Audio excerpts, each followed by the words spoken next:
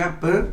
Boa tarde, companheiros e companheiras. Bem-vindo a mais uma live aqui do Sindicato dos Químicos. Meu nome é Hélio Rodrigues e estamos aqui conduzindo esse trabalho nessa semana importante. Já agradecendo ao nosso companheiro Rafael Pinto por ter montado uma semana de debates tão importantes sobre igualdade racial. Bom, nas redes sociais, sigam a gente nas redes sociais, aqui no Facebook, Sindicato dos Químicos de São Paulo, @Sindicato Químico SP, no Facebook, ainda no Facebook, Hélio Rodrigues Químicos, @Hélio Rodrigues Químicos, no Instagram, @Químico SP e @Hélio.Rodrigues13. Curtam e compartilhem essa nossa live no Facebook. Convidada dessa tarde de hoje, na nossa semana de diálogo sobre igualdade racial, e o tema é Mulheres Negras, Trabalho e Saúde. As nossas duas convidadas especiais da tarde de hoje, uma é a companheira Rosana Aparecida da Silva, todo mundo conhece como Rosana Silva. Ela é secretária de Finanças da AFUSE, Sindicato dos Funcionários da Educação do Estado de São Paulo, e secretária de Combate ao Racismo da CUT São Paulo. Ela iniciou sua militância no movimento negro a partir de 1992, na criação da entidade Negro Sim, Movimento de Mulheres Negras de Santo André, que mantém sua trajetória de luta até os dias atuais. Foi através da Negra Sim que pôde desenvolver importantes trabalhos no combate à discriminação racial voltado à formação específica para as mulheres e movimentos negros. Seja no sindicato, no ramo de educação ou como ativista em outras organizações ligadas às políticas transversais, Rosana tem sua trajetória política ligada às ações e reações que sustentam um projeto social na defesa dos direitos dos trabalhadores e trabalhadoras e pela cidadania da população, na luta pela construção de um mundo novo, sem preconceito, com igualdade étnica e racial e respeito à diversidade. A nossa outra convidada de hoje é a companheira Vera Oscar. A Vera, nascida no Rio de Janeiro, Vera é graduada em Comunicação Social e Jornalismo. Atualmente ela é assessora do vereador Chico Nogueira, o Chico do Setaporte, grande companheiro, e responsável pela Secretaria de Mulheres do PT, do Diretório de Santos. Ela também é componente do Fórum de Expansão das Promotoras Legais Populares da Baixada Santista e da coordenação da União de Mulheres da Zona Noroeste de Santos. Feminista, sempre engajada com a luta das mulheres pela igualdade de gênero e racial, foi a responsável pela implementação do projeto Educafro em Santos há 20 anos. Foi titular da Coordenadoria da Mulher Negra no governo Davi Capistrano. Então vamos trazer para a nossa live rapidamente hoje as nossas duas companheiras, Vera e a companheira Rosane Silva. Boa tarde, companheiras, tudo bem? Boa tarde, tudo bem? Boa tarde, tudo bem, graças a Deus. Vamos ver qual das duas querem começar, fiquem à vontade, é um prazer ter vocês aqui nessa semana tão importante. Já a gente vai reagradecendo de novo ao nosso companheiro Rafael Pinto, que organizou esse debate. Os internautas não estão me vendo, porque a forma que eu encontrei, porque fica muito ruim colocar 3 pessoas numa telinha pequena e tem muita gente que vê pelo celular, e o que importa aqui é as nossas duas convidadas. Nessa semana que a gente está debatendo a questão, os diálogos, né? Nós chamamos de diálogos sobre igualdade racial, e o tema dessa semana, do tema da tarde de hoje, é Mulheres Negras, Trabalho e Saúde. Mas antes de entrar no tema, vamos falar o que vocês estão achando da conjuntura, começando pela Vera. Então, Vera, o que você está achando dessa conjuntura, desse governo? Olha, boa tarde a todos e todas. Primeiro eu quero dizer que é um prazer estar aqui, né, com um companheiro liderando essa discussão, e da importância de ter um companheiro que lidera essa discussão sobre a questão de gênero e raça, porque a luta contra o racismo e contra o machismo não é só de mulheres e não é só de negros. Tem que ser, para combater o racismo, nós temos que ter os brancos, né? Porque se os brancos não deixarem de ser racistas e não se contentarem somente em não ser racista, mas em se engajar na luta contra o racismo não vai acabar. A mesma coisa é o machismo. Se os homens não continuarem se contentando apenas e não serem machistas, mas não se engajarem na luta contra o machismo, também o machismo não vai acabar. Então, o companheiro, é muito importante que você tenha chamado essa discussão e espero que, uma vez eleito, você continue no seu mandato, tendo como prioridade esses dois temas. É isso que nós queremos. Você, como afrodescendente, que é também, lógico. Então, eu espero que seja uma das prioridades do seu mandato, duas das prioridades, aliás.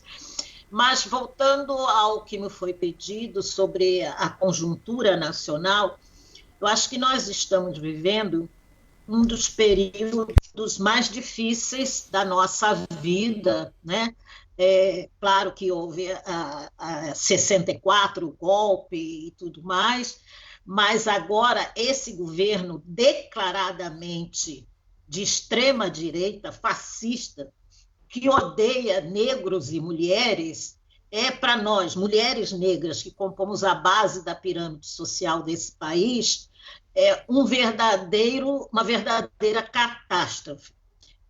Ele está acabando com tudo que nós duramente conquistamos, e as poucas conquistas, né, porque nós temos que reconhecer que foram poucas as conquistas diante de tudo que a população negra vem sofrendo ao longo dos anos de escravidão, mesmo após a pseudo-abolição da escravatura. Então, as poucas conquistas que nós conseguimos, esse governo está destruindo, e não só está destruindo, como está incentivando o racismo, o fascismo, o machismo, e com isso a gente vê as pessoas, os racistas, saindo do armário, né? Nunca nós vimos tanta declaração explícita, embora o racismo fosse o mesmo, mas eles estão fortalecidos com esse incentivo do mandatário da nação.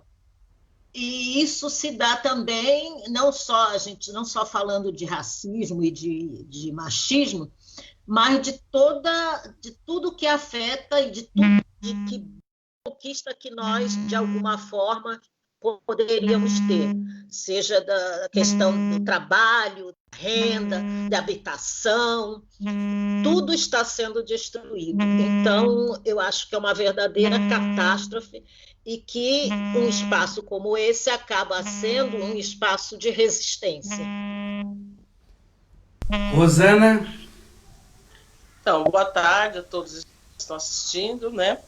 E, assim, essa conjuntura, acho que nós tivemos, assim, acho que desde quando a nossa companheira Dilma, né, ela foi cassada, o seu mandato tirado à força, a gente vem perdendo direitos, né? E a população, as mulheres, a população negra, a população pobre, ela vem perdendo direitos. Então, a gente iniciou um governo pós a questão da Dilma.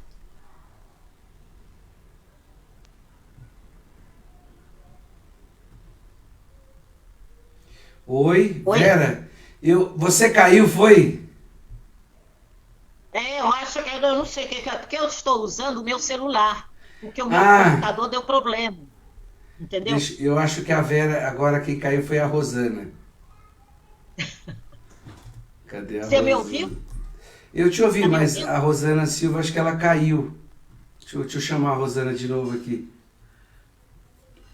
Mas... Cadê a Rosana? Deixa eu ver o que aconteceu com a Rosana aqui. Ingressou. Oi, Rô, você voltou? Voltei. Voltou. Então começa de novo, Rô, porque caiu. Então vamos lá. Por favor. Então, eu acho que assim, a questão desse governo, ele já vem num processo, desde a saída do golpe com a Dilma, nossa companheira Dilma, ele já vem estruturado nessa questão desse golpe. E esse governo, ele já vem numa política de tirar direitos, né? A gente perde direitos. Quando você tem o limite de gasto de 30%, nesses governos estaduais, federais e municipais, quem é prejudicado com esse corte de gasto? A população pobre, preta, periférica, que está sem emprego, aí você não tem creche, você não tem uma escola de qualidade, você não tem educação, você não tem moradia. Então, a gente vem perdendo direitos. E com a eleição desse que as pessoas chamam de presidente, que a gente não pode nem chamar disso, aflorou o racismo, aflorou o machismo, aflorou muito mais a questão racial. E qual que é a fala dele? Dizer que tudo é mimimi.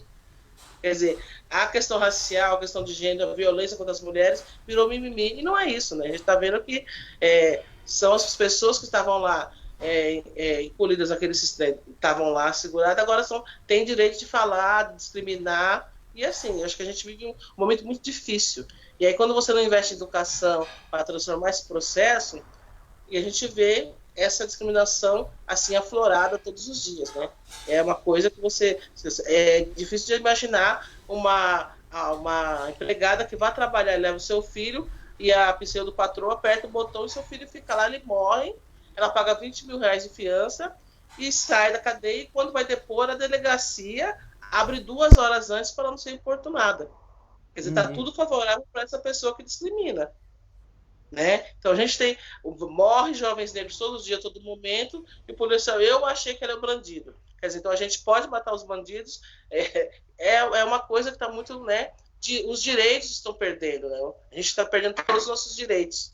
É isso que a gente analisa nessa conjuntura que está hoje. E muito difícil. Eu acho que as pessoas têm que analisar o que nós tínhamos com governos do PT, nossos governos, que a gente está vendo hoje, que a gente perdeu muito e precisamos recuperar isso. E a gente tem que começar a olhar para quem olha para a gente com as políticas que são nossas, né? Perfeito. Agora sim, a gente está no processo de pandemia, a gente tem feito um debate aqui, a gente percebe claramente pela desigualdade social que existe muito na sociedade nossa que a população mais periférica e pobre está sofrendo bastante. Distanciamento social a gente sabe que é para a classe média, para quem tem 3 quartos, quem tem Wi-Fi na casa toda, quem tem boa internet, quem tem aparelhos que dá para poder ajudar nesse momento agora. E a gente também tem constatado efetivamente que 60% da população da periferia, mais periférica, é preta, como alguns dizem, ou negra, como outros dizem, mas a gente tem detectado isso. Na questão do trabalho, que é um dos temas que a gente começou aqui nesse debate aqui de hoje, como é que vocês estão vendo, na visão de vocês, como é que está sendo afetada a população mais vulnerável, mas a população preta dessas regiões, né? Como é que ela está sendo atingida na visão de vocês? Pode começar é a Vera que está tocando o seu, Vera, aí? É que a Vera está fazendo com o celular e o pessoal está chamando ela toda hora. Vai lá, Rosana, você, pra gente chamar a Vera. Então, nós somos mais de 53% da população, né? E aí a população negra vive em trabalhos periféricos, né? Em trabalhos sobre trabalhos informais, são trabalhadoras domésticas.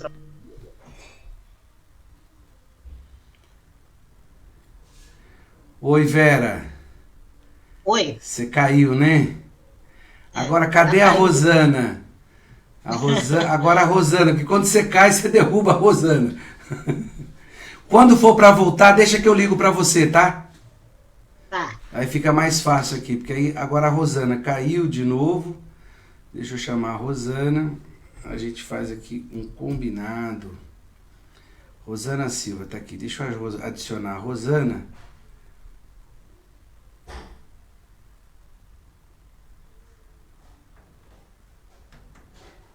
Deixa ela vir aqui que eu... Oi, Rô. Voltou. O meu caiu no seu. Vamos organizar isso aqui. O negócio é o seguinte. Quando cair, deixa que eu chamo. Porque senão aí tem uma... Acho que acaba caindo. Aí a gente para e eu chamo e a gente vê como é que a gente faz. Rosana vai falar sobre o teu impacto sobre a população periférica, a população negra da periferia, que está sofrendo bastante com essa questão da pandemia e com a questão do desemprego, né, Rosana? Com a questão do trabalho. É contigo, companheira. Então, nós mulheres negras, nós negros e negras, somos 53% da população, né? A população negra é que menos ganha, né? O homem branco ganha mais, as mulheres brancas, depois vem homens negros, e a mulher negra está no último grau da pirâmide, nesse alicerce da pirâmide. E essas mulheres são chefes de famílias, trabalhadoras domésticas, trabalhadoras autônomas, trabalhadoras informais. E o que acontece hoje? Com a pandemia, foram só para que elas ficarem em casa, sem salário e sem condições de poder manter essa família. Aí você vem também da questão das crianças estarem em casa, porque as escolas estão fechadas, e também a questão da merenda.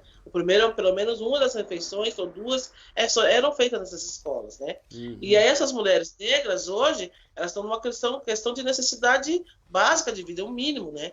Então, não tem. Aí você também tem a questão do auxílio emergencial, que não chega para grande maioria das famílias não chegam, e essas mulheres também não têm como manter essa sua família, né? Então, quando a gente fala, bem como você disse, o que é o isolamento social? É uma família que mora em 2 cômodos, tem 4 filhos, não tem uma televisão a cabo. Como é que essa família vive? Essas crianças vão ficar fora desse espaço, elas vão ficar próximas de contágio, né? A pandemia, ela veio num processo que ela veio da elite, que as pessoas que viajaram do exterior de avião têm toda uma condição para cá. Mas quando chegou no Brasil, ela mostrou qual que é a segregação racial de fato, né? O pessoal de classe média alta que pega Covid vai para um hospital, ele fica lá uma semana, bem tratado, e vem para casa. A população negra, pobre, periférica, quando ela contrai a Covid, mal consegue, né? Ela não consegue ser atendida. Aí o posto, não, esse sintoma volta para casa e ela volta, a grande maioria está morrendo. E quem está morrendo com a questão da Covid? A população negra. Né? Uhum. Quem são os primeiros profissionais que estão morrendo com a questão da Covid? Profissionais negros e negras. Porque o Estado não tem uma estrutura para isso. Né? Quando começou o início da pandemia, não tinha IPIs, não tinha máscara, não tinha nada. Então as pessoas os profissionais começaram a morrer. Por quê? Não tem concurso público, sucateamento da saúde. Né? A gente defende o SUS, eu defendo minha bandeira é a defesa do SUS, mas tem que qualificar, dar qualidade para esse SUS, condições de trabalho para essas pessoas. Então, a pandemia é uma coisa de calamidade pública, mas a gente tem que ter um olhar para as pessoas que estão sofrendo com isso. Perfeito. Perfeito. Você, Vera? Então, me remeto às empregadas domésticas, cuja maioria é negra. E tinha conquistado igualdade de direito com os demais trabalhadores no papel, e continuavam ainda sendo a maioria não tendo carteira assinada. E agora, com essa pandemia, claro que que os patrões que já sequer assinavam a carteira dessa mulher negra, empregada doméstica, muito menos pagando salário para ela, isolamento social. E os que pagam as obrigam a trabalhar, como foi o caso da Mirtz, né, a mãe desse menino, né, que foi obrigada a ir trabalhar, sequer era registrada pelos patrões, outra. Não eram os patrões que a registravam, mas ela foi obrigada a ir trabalhar, né? E levar o filho com ela, claro. E aí eu me lembro, né, da nossa história, da história de nossas ancestrais, e muitas mulheres escravizadas, quando tinham seus bebês, seus filhos, tinham seus filhos arrancados de seus braços, né? E tinham que amamentar os filhos dos patrões, né? Dos donos, né? Da sinhazinha. E aí, esse caso desse menino me lembra muito isso. Novamente, é a história se repetindo. Essa mulher teve um filho cuidava do cachorro. É a história, a história que se repete. Nós continuamos. E as mulheres negras tivessem condições de ter seguro-desemprego ou qualquer outra coisa, trabalhando na informalidade, estão vendendo o quê para quem? Uhum. Estão alimentando como seus filhos, que estão em casa e sem a merenda escolar, como disse a companheira. Então, a nossa situação é crítica. A situação dos pretos e das mulheres negras, principalmente, né, é crítica, é de calamidade pública, um verdadeiro extermínio da população negra no país. Bom, a gente fez um debate aqui ontem com a professora Maria, que é uma extremamente... está na nossa semana de debate, muito importante, sobre a questão do trabalho também, falando... Deixa eu colocar o nome dela aqui direitinho para mim não poder errar. Depois o Rafael Pinto me cobra pessoalmente, porque a gente se encontra sempre, né?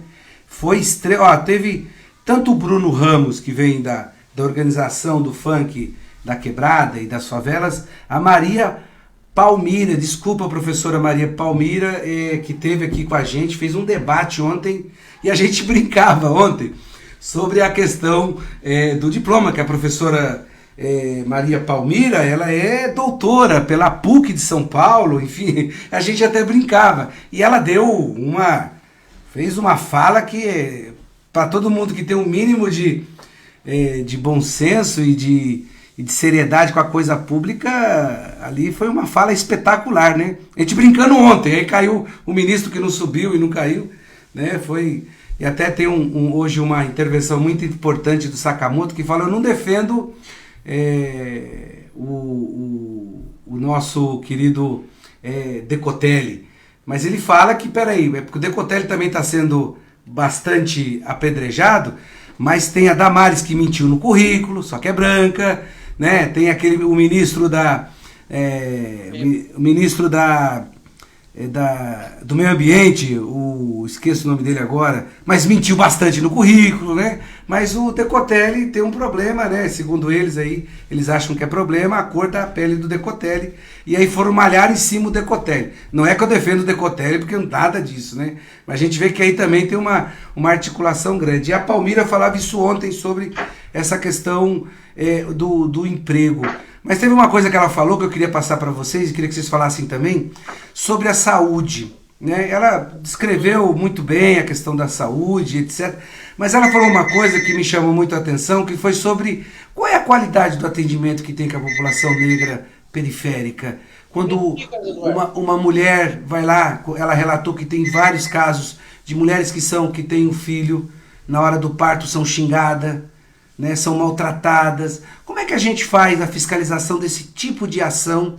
Porque aí é aquilo que ela debateu ontem com a gente bastante aqui, que é o racismo institucional, institucionalizado. Então eu queria que você falasse um pouco, que o tema nosso também aqui é sobre saúde, e já pegar ela, como vocês podem compensar aquilo que a professora Palmira falou ontem. Ela falou assim: eu não falei muito de saúde não, velho. Então eu deixo para os outros falar um pouco, e eu queria que vocês falassem um pouco na esteira disso. Pode começar a Vera, vai trocando aí, gente, começa alguém aí. Vai trocando, vai Vera. Então, nós sabemos que as mulheres negras e a população negra têm uma incidência maior, né, de certas doenças, como problema de pressão arterial. As mulheres negras têm maior problemas de miomas. E é necessário que a saúde da população negra fosse olhada e trabalhada por políticas públicas que levassem em conta essas características. Isso é uma coisa. Outra coisa é o racismo institucional, que realmente diferencia o atendimento de mulheres entre mulheres negras e mulheres brancas. Nós sabemos, por exemplo, existem dados que as mulheres negras recebem menos anestesia, né, na hora do parto, quando isso é usado, porque existe aquela ideia de que a mulher negra é muito forte, ela resiste a tudo, então ela não precisa de anestesia. Né? Existe também um número maior de consultas pré-natais que as mulheres brancas recebem, em detrimento das mulheres negras recebem muito menos consultas pré-natais. E depois, consulta também pós-parto. Né? E muita violência na hora do parto. Né? Eu não sei o nome técnico aqui, mas, por exemplo, quando a enfermeira sobe na barriga da mãe para empurrar o neném para acelerar o parto. Isso acontece muito mais com as mulheres negras. Então, é toda uma violência institucional que, primeiro, nós tivemos um caso aqui em Santos de uma doula que acompanhou uma jovem negra que foi ter o seu neném num dos hospitais aqui de Santos, e que a doula relatou e denunciou toda a violência sofrida por essa jovem, né? A violência na hora do parto. Só que duas coisas nos chamaram a atenção. Primeiro, que o hospital, depois ela denunciou formalmente como profissional. Só que o hospital fez contato, ao invés de fazer contato com a profissional, que foi quem fez a denúncia, fez contato com a jovem, uma forma de intimidar, porque sabia que a jovem, que mora numa zona carente da cidade, só para, acho que vocês sabem que Santos tem a maior população que habita em palafitas do país. Né? E o dique da Vila Gilda. E essa menina mora nessa área. E não tinha sequer noção da violência que ela sofreu. Ela não sabia que tinha sofrido toda essa violência. Ela não detectava tudo aquilo que aconteceu com ela como violência. Então, eles telefonaram para a menina. Não tinham que telefonar para a profissional que fez formalmente uma denúncia. E aí a profissional vai fazer uma outra denúncia em cima disso. Quer dizer, é toda uma discriminação que sofre a mulher negra, pobre, periférica nesse país, e que nessa hora, que é uma hora que deveria ser uma hora de prazer, porque está tendo seu filho, seja lá em que condição for, mas estava tendo seu filho e teve o acompanhamento de uma doula, ela sofreu toda essa violência. E não tem noção. Então, é preciso, primeiro, a gente precisa divulgar, a gente precisa formar as pessoas, informar o que é essa violência obstétrica, porque muitas pessoas não têm noção do que é violência obstétrica. Porque todo mundo passa por aquilo. Mas isso minha mãe, aconteceu com a minha mãe também, aconteceu, entendeu? Então não tem. E outra coisa é fazer denúncia, como essa profissional doula fez, mas ela está sendo pressionada. Ela não é funcionária do hospital. Ela acompanhou, sequer estava recebendo para fazer esse acompanhamento. Agora, imagina, está sofrendo pressão por parte do hospital, que é um hospital público aqui de Santos. Então, tudo torna a situação muito complexa, mas é preciso, primeiro, conhecer direitos, né? Nós precisamos levar para essas pessoas, eu faço parte do Promotoras Legais Populares, cujo trabalho é isso, esse, esclarecer as pessoas, levar às pessoas os direitos que ela tem, né? Que muitas vezes desconhecem, e, quando podemos, dar suporte para que façam as denúncias. Perfeito. Rosana? Então, acho assim, quando a gente fala da questão do racismo estrutural, a gente vem desde o tempo que nós somos escravizados, né? Viemos para esse Brasil, as mulheres negras tinham que servir a cama, a mesa dos senhores de escravos, ter os seus filhos tomados, sem direito a nenhum tipo de condições humanas, de saúde, de nada, né? E aí a gente vem ao longo do tempo nessa mesma estrutura racista, que assim, a gente tem esses médicos formados, né, nessa mesma linha, as enfermeiras formadas nessa linha, porque o que é? A mulher negra, ela é forte, ela aguenta o parto. A mulher negra, ela é boa parideira. A mulher negra não sofre nada. Então, quando você chega nesses hospitais, e principalmente nos hospitais públicos, deixa essa mulher com dor, várias horas com dores nesse hospital até ter os filhos. E muitas delas morrem. Muitas delas, os seus filhos morrem também. Então, assim, a gente tem um problema que a gente também é muito sério. Não é só exterminar os jovens, é exterminar também essas mulheres que têm seus filhos negros. Quer dizer, exterminar uma população de uma forma, da saúde, né? De qualquer tipo de saúde. Essa mulher, ela tem seu filho nesse hospital, mas depois ela não consegue levar esse filho no posto de saúde. Esse filho, depois ele não consegue uma escola pública. E vai seguindo. Chega lá na frente, a gente tem esses policiais que abordam e matam. Então, assim, quando a gente fala de saúde, nós precisamos ter uma saúde humanizada. Humanizar a saúde. Nós tínhamos no governo também, volto a dizer, Lula e Dilma, nós tínhamos um trabalho na humanização da saúde.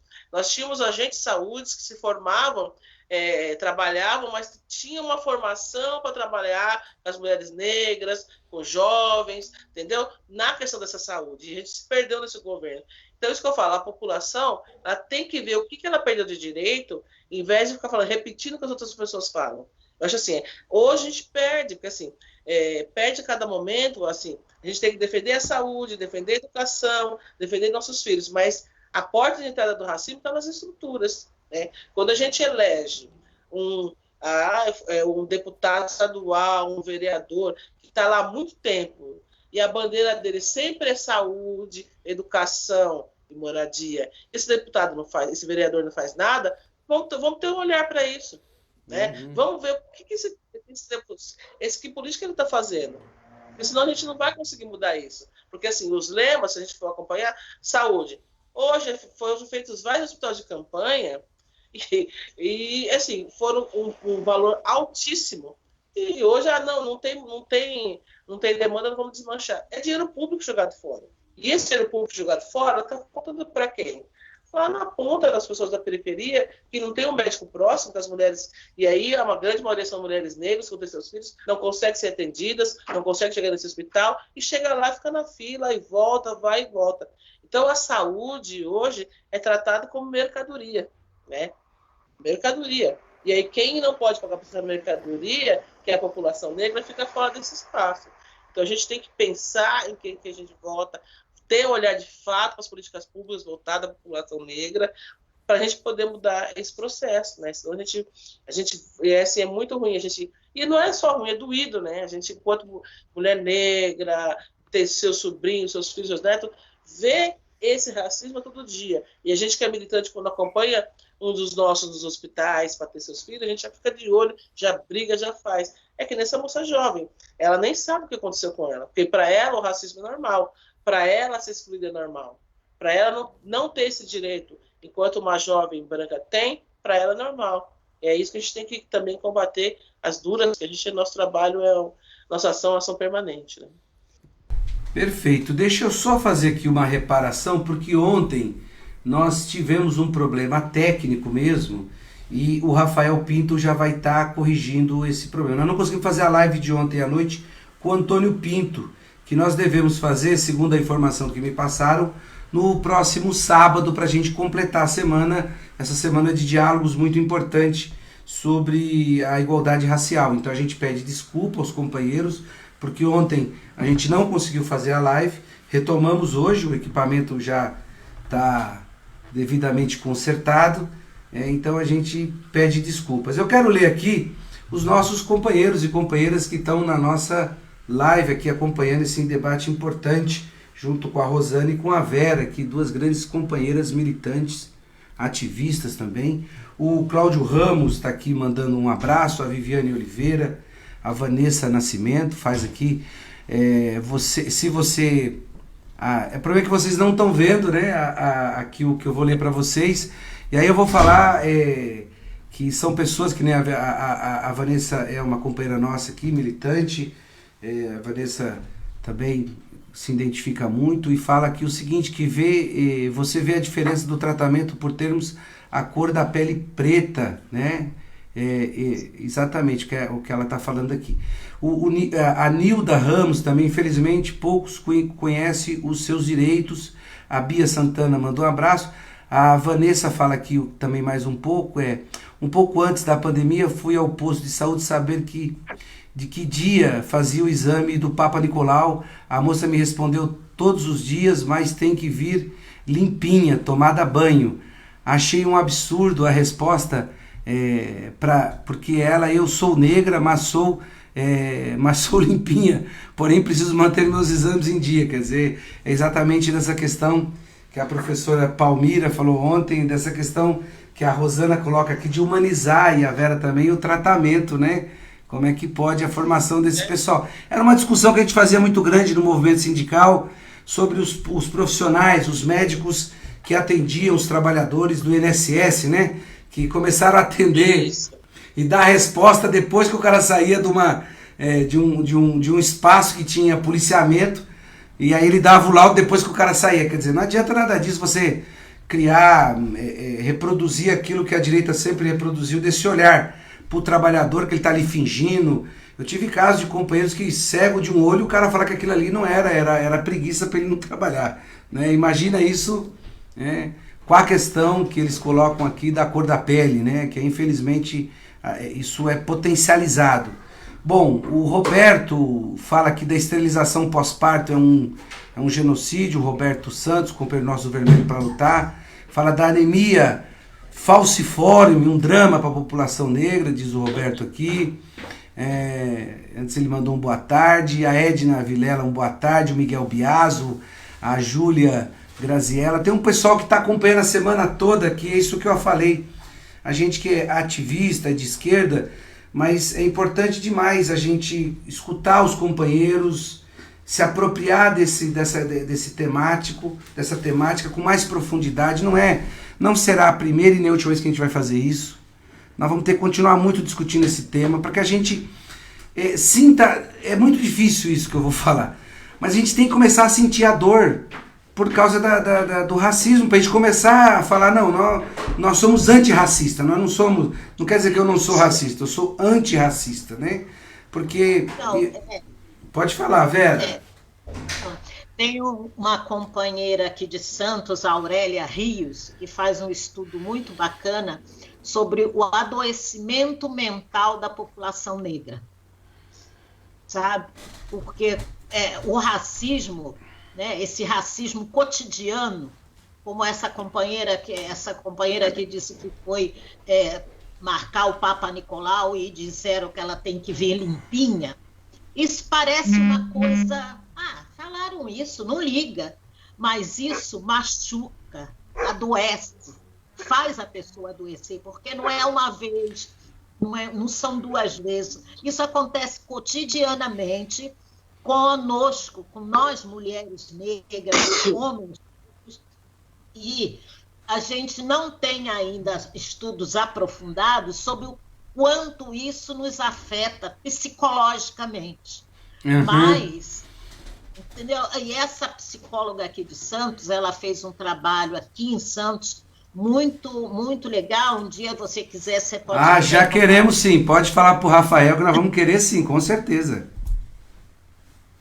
A Aurélia Rios, o nome dela, é uma psicóloga negra, e que ela fez um estudo sobre isso, sobre os atendimentos aqui na Prefeitura de Santos, muito importante, sobre o adoecimento psíquico da população negra, que é realmente, quando a gente sofre, vive uma situação de racismo, isso nos afeta profundamente, profundamente. Vai muito além do que aquilo que é visto, do que levar na polícia, do que fazer a denúncia. Aquilo nos fere na alma. Uhum. E só quem sofre é que sabe. Né? E eu achei, Vera e Rosana, que assim... houve uns cortezinhos na Vera ali, né? É que houve uns cortezinhos, Vera. Faz Você conseguiu escutar, Rosana? Eu tive problema no final da fala. Não, eu tive problema também, não consegui, não. Tá dando umas picotadas, Vera, quando você falou. Faz o encerramento de novo. Eu não sei em que parte vocês não ouviram. A última. Hã? Quando a gente sofre racismo, quanto isso nos fere. Vai além da denúncia, de ir à delegacia fazer a denúncia. Nos machuca psicologicamente, e isso não tem reparação que dê conta. Como não tem reparação que dê conta de tudo que nós sofremos nesses mais de 300 anos de escravidão. E bom falar que Santos tem pessoas muito importantes. A que eu li antigamente tenho lido, a Djamila Ribeiro, que eu acho que traz uma contribuição espetacular, com uma baita intelectual. Nossa, que apropriação ela tem do conteúdo, da matéria, do conteúdo. Isso é super importante o que ela fala. E eu acho também que é uma coisa que para mim ficou muito claro essa semana não, depois dos protestos que veio à tona nos Estados Unidos, por causa da morte do George, o que eu acho que ficou mais latente, acho que deu combustível, pelo menos para mim me deu muito combustível pessoalmente, de que você tem que ter uma posição antirracista. Isso não é novo, vários que eu já conversei já me corrigiram, isso não é novo, citaram vários autores que já usavam esse termo, mas o que eu achei, eu acho que conseguiu, que nem... os branquelos aguados de cabelo encaracolado, você entendeu? Parece que deu um espaço pra gente entrar na luta e falar, essa luta também é minha. Porque eu me confortava em falar que a minha mãe tem o tom de pele dela é mais escuro que os meus sobrinhos são negros e eu, por uma questão, o meu tom de pele ficou um pouco mais claro. Mas assim, eu acho que agora deu um espaço pra gente entrar e falar assim, vamos conversar, meu irmão.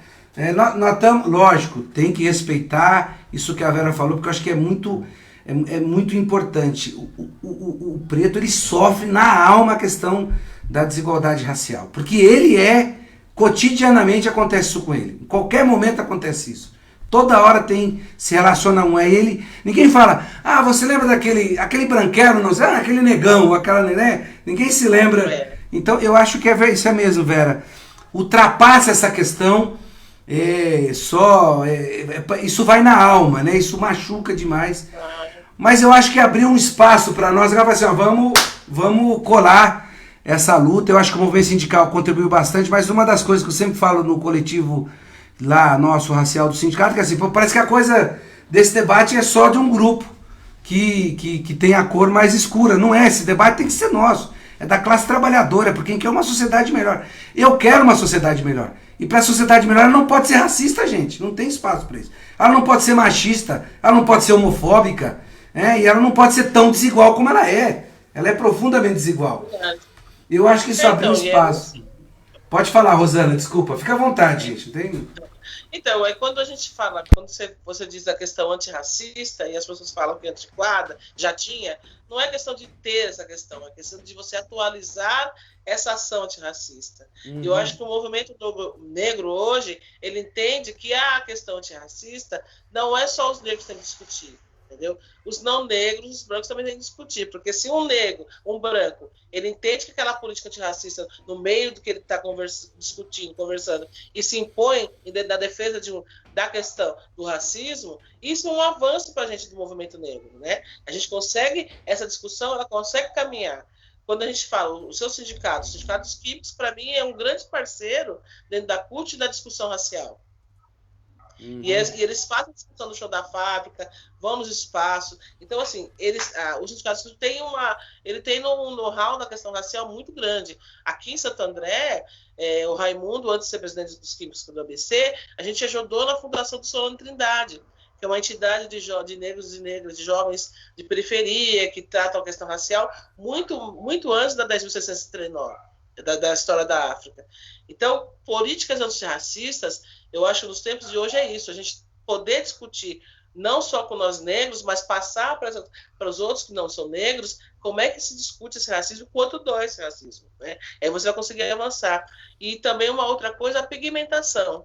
Quanto mais negro, quanto mais a gente chama nós de retinto, mais o racismo. Perfeito. Então, quando a gente viu aquele programa que a Rede Globo fez para jornalistas negras, muitas pessoas, mas elas não são negras. Então, era claro, o cabelo praticado. Vai lá, Vera. E aí a pessoa, ela faz essa... Não, mas você não é negro, você é mais negro. Então, a gente tem muito que avançar, né? Mas, assim, a questão também da pigmentação também traz um racismo muito mais forte.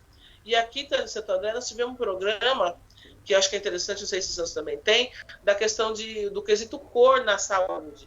Porque identificar as pessoas na questão da sua cor, para você ter políticas públicas para combater essas doenças que são predominantemente das questões da população negra, né? Então, assim, acho que já no Comitê da Saúde da População Negra Nacional já foi instituído isso, e a gente tem dificuldade de implementar. Quem está recebendo, mas a pessoa não quer receber, não quer falar a cor dela. Você tem que fazer, né?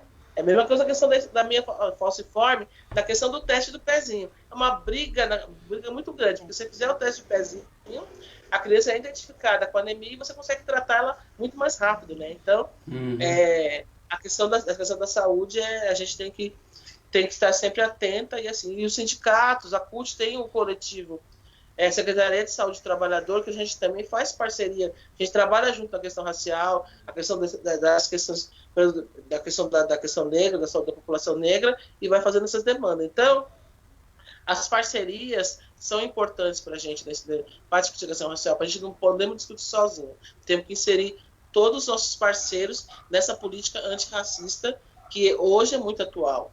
E eu entendo também, na questão dos Estados Unidos, a gente frisou muito também que tinham negros e brancos nessa marcha, né, nessa caminhada que eles fizeram lá. Mas, assim, também teve a questão política, também teve a repressão ao presidente dos Estados Unidos. E os Estados Unidos são dois partidos, né, republicanos e democratas. Então, é muito mais fácil você inserir essa discussão lá nos Estados Unidos e ter definido quem é A ou B. Agora, no Brasil, a gente tem uma infinidade de partidos políticos que as pessoas votam pela pessoa, não pelaquela proposta daquele partido. Então, a gente também tem essa dificuldade aqui no Brasil, né? De como é que a gente define politicamente as ações, as pessoas misturam muito, depois elas só sabem dizer que a culpa é do PT, mas a culpa dos outros elas não definem mais quem é, né? Vera? Então, eu costumo dizer para os meus companheiros, né, que vem reclamar, que às vezes tem algumas reuniões das mulheres que são fechadas, mas por que nós queremos ajudar, e por que nós não podemos participar? Olha, você quer ajudar o movimento feminista? Essa reunião agora é fechada, tem reunião nossa que são abertas, mas você quer ajudar mesmo? Quando você estiver lá no bar, tomando sua cervejinha, quando estiver no campo de futebol, quando que ouvir aquela piadinha machista,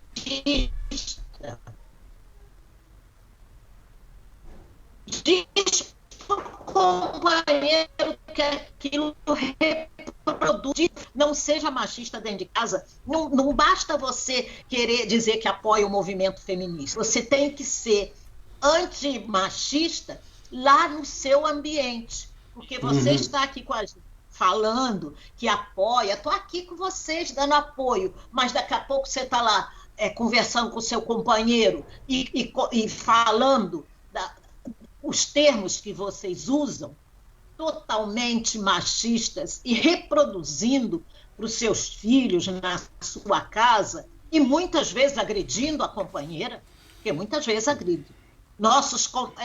Eu milito no movimento negro, milito no movimento de mulheres.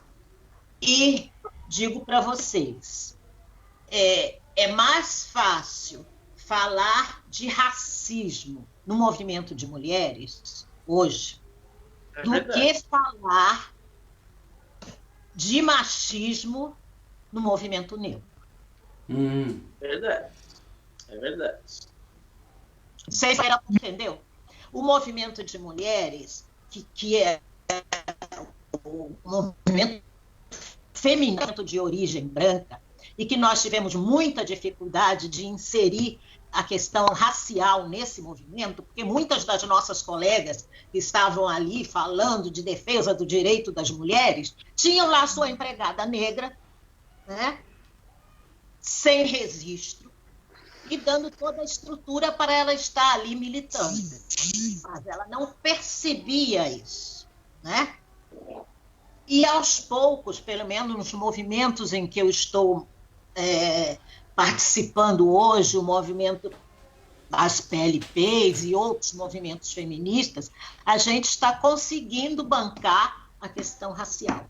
Agora, no movimento negro, bancar a questão da luta contra o machismo é muito mais difícil. Eu, pelo menos, sinto isso. É muito mais complicado, sabe? Complicadíssimo. Mas como dizia o padre Júlio Lancelotti, essas são as contradições que nós temos. Né? Sim, nós temos. As contradições que nós temos. Eu acho... E aí, isso me perturbava também, viu, Vera? Isso me perturbava de a gente... Eu milito num movimento que a Rosana vai falar, eu não acredito, mas você pode perguntar lá para a direção do Sindicato dos Químicos. Eu milito na entidade anti-alcoólica ainda. Porque eu acho que o alcoolismo, enfim, ele tem como consequência a violência doméstica, um monte de outras questões, não só isso. É 1 milhão de questões que está por trás de tudo isso. A questão da indústria da bebida, que quer socar bebida no povo, bom, tem um monte de coisa por trás. Mas aí eu fui num debate uma vez, que o padre Júlio Lancelotti falou isso, falou assim, você tem que cuidar das suas contradições, porque a gente não pode manter. Eu tenho uma companheira que trabalha aqui em casa, que é negra, que evidentemente ela é registrada, ela tem todos os direitos, porque eu não posso reproduzir, falar uma coisa e fazer outra.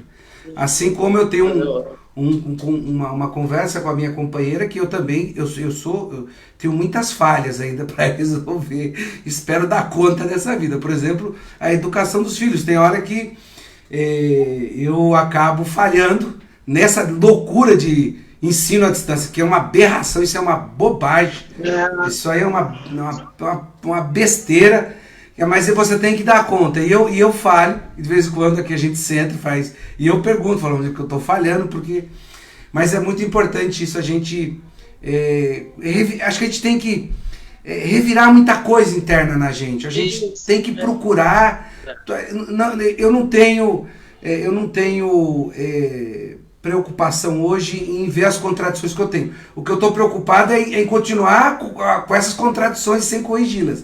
Com a questão racial, isso é uma coisa que me preocupa muito. Eu sempre falei com a Rosana do meu sindicato, a qual eu peço desculpa aqui por ainda não fez parte dessa semana, mas vai fazer parte desse debate, da questão racial, que a gente não enfrentar na sua plenitude, enfrentar dentro da gente, porque tem questões que a gente está toda hora olhando, piadinhas, brincadeira. Eu fui ler sobre o criado mudo, eu falei, pelo amor de Deus, eu nem mais quero saber de ter criado mudo em casa. O que representa isso? Porque a gente foi na questão do racismo estrutural, a gente incorporou muita coisa no cotidiano nossa, na fala, e a gente tem que combater isso. Mas desculpa eu me prolongar aqui, porque quem está sendo o debate é de vocês, não é meu. Então é isso. E eu queria começar pela Rosana, então, fazer as considerações finais, agradecer demais. Esse debate é rápido. Eu acho que o formato de 2 pessoas não é bom, eu vou falar com o Rafael depois, porque uma pessoa tem que deixar as pessoas com vontade para falar, e 2 pessoas não dá, porque uma não quer falar mais do que a outra, enfim, fica receoso, mas eu sei que as companhias têm muito que contribuir, a gente vai continuar em todos os espaços que a gente tiver. Esse debate, ele é um debate que ele jamais deveria ter sido trabalhado de uma forma de segunda linha. Ele é um debate de primeira ordem. Se você não enfrentar ele, você não desestrutura essa sociedade capitalista, machista e tão desigual que a gente tem. Rosana Silva, eu queria que você começasse as considerações finais, depois a gente passa para a companheira Vera, E muito obrigado. A Rafaela também entrou aqui na live.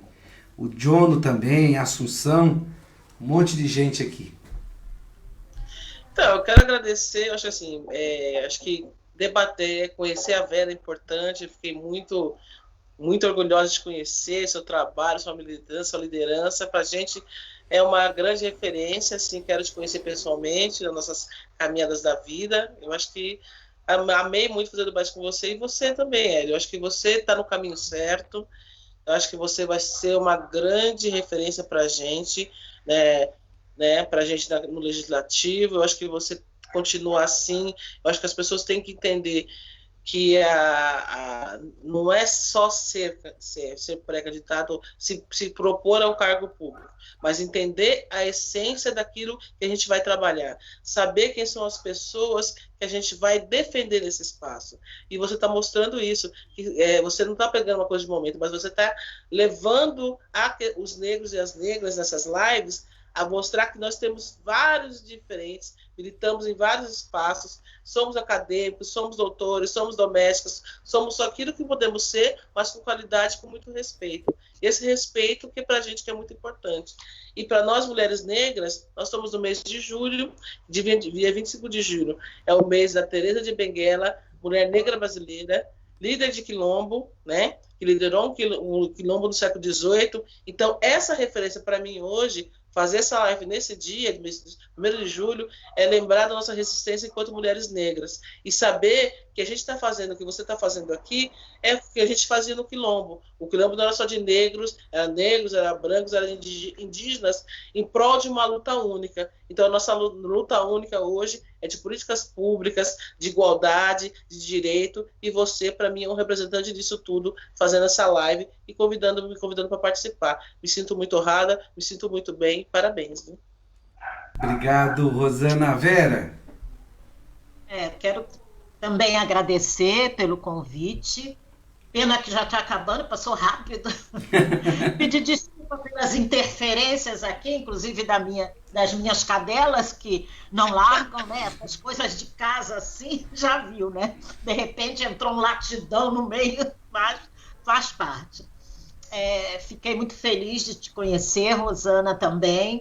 É sempre bom a gente saber que em algum lugar tem uma companheira que a gente não conhece pessoalmente, mas que nós, de alguma forma, estamos ligadas, né? Irmanadas nessa luta, né? E, Hélio, eu quero te parabenizar, né, pela iniciativa, dizer da importância de um espaço como esse, de você assumir essa questão, né? E de nos dar, hoje se fala muito do lugar de fala, né? Então, esse é um lugar de fala, né, nosso, que não é só de quem nada contra intelectuais, pelo contrário, né? Mas não é só de pessoas que estudam academicamente a questão. É de pessoas que estão na militância, como eu, como a Rosana, como outras pessoas, que temos que estar também aqui debatendo, junto com os acadêmicos e com as acadêmicas, que muitas vezes também são militantes. Mas eu comecei a minha militância nos anos 80, numa época em que a gente reclamava muito porque nós éramos única e exclusivamente objetos de estudo. Queriam nos estudar a nossa vivência, mas era só como objeto de estudo. Hoje não, hoje nós temos, graças a Deus, acadêmicos e acadêmicas, como você citou a Jamila, né, e outras pessoas que estudam e que realmente são comprometidos com a causa, e temos nós na militância, e temos um candidato a vereador e futuro vereador que está se comprometendo com essas questões, porque você vai ser eleito e nós vamos cobrar, hein? Pode ficar tranquilo. Será uma delícia essa cobrança. Você vai ser eleito e nós vamos cobrar, imagina, se Deus quiser. Obrigado. Obrigado, prazer. Obrigado a vocês. Eu acabei de ler um texto do nosso querido, a história do nosso querido João Cândido, o Almirante Negro, né? foi agora, que nasceu 24 de junho, então tem muita gente pra gente resgatar e fazer a conversa, muito, macho, nossa, vai ser maravilhoso tudo isso. Eu espero estar, ele já faleceu em 80, meu tio Felipe, e tem um sobrinho, primeiro neto da minha mãe recebeu o nome de Felipe, meu sobrinho Felipe, que tem 35 anos hoje, que foi uma forma de a gente homenagear o meu tio Felipe, que, enfim, era um grande cara. E o tio Felipe, eu falo que ele, se a cor da pele dele era escura, foi a mais escura que eu vi. O tio Felipe era daqueles que quase ele partia pro azul, a gente brincava com ele assim, mas tio, e até uma vez me falaram de que parte da África que esse pessoal tinha mais, porque eles eram muito escuro mesmo, assim, eles eram quase azul, não é muito escuro, eles eram quase azul, o tio Felipe era assim. Então eu espero honrar o meu tio Felipe ao longo desses anos que a gente tem de militância pela frente, e agradecer a vocês duas por compartilhar essa tarde com a gente. Foi muito gratificante e estamos juntos sim, e isso faz parte da história da nossa militância. Forte abraço e obrigado a vocês duas, gente. Obrigado, Vera, obrigado, Rosana. Fica com Deus, até mais, axé, até próxima, até mais. Tchau. Tchau. Beijo para todos. É isso aí, a gente fez agora aqui mais um bate-papo nessa semana importantíssima que o nosso querido Rafael Pinto organizou pra gente. O debate hoje contou com a contribuição importante das companheiras Rosana Silva, secretária de combate ao racismo da CUT São Paulo, e a Vera Oscar, que é secretária de mulheres do PT de Santos. Falamos da realidade das mulheres negras, que são as mais afetadas com a discriminação racial, especialmente no mundo do trabalho e no acesso aos equipamentos de saúde. Recebem os menores salários enquanto desempenham as tarefas menos valorizadas pela sociedade. Chegam adoecidas aos equipamentos de saúde e muitas vezes são tratadas com discriminação por profissionais. Nosso SUS tem que ser humanizado. O fato de fazermos debate como esse mostra que muita coisa já mudou, mas ainda temos um longo caminho pela frente. É fundamental desenvolver políticas públicas para a proteção dessa importante parcela da população brasileira, e é só assim que vamos romper com o racismo estrutural e institucional que dói tanto e nos envergonha como sociedade. Hoje, continuando o nosso debate, que é a Semana dos Diálogos sobre Igualdade Racial, hoje às 19 horas, a live com o companheiro Edson Santos, ministro da Igualdade Racial do governo do presidente Lula, conversando com a gente sobre a importância da institucionalização do combate ao racismo. É isso então, não percam hoje, estamos juntos nessa luta. Fique com Deus e até mais. Valeu!